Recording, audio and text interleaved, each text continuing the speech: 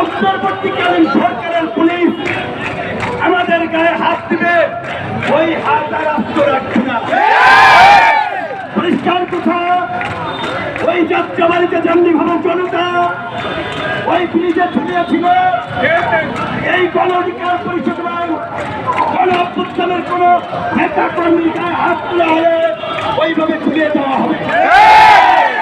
আজকে আমরা এই ডিএমপি কমিশনারকে আইনজীবীকে পরিষ্কারভাবে বলতে চাই, এইখানে যারা এই নিজস্ব এক দেশ নেতা কর্মী ছিল, যারা নামাজের পরে একটি শান্তিপূর্ণ মিছিল করেছিল, তাদের উপরে আক্রমণ করা হয়েছে।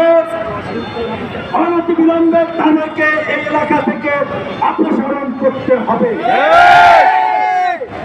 বন্ধুগণ, কথা পরিষ্কার।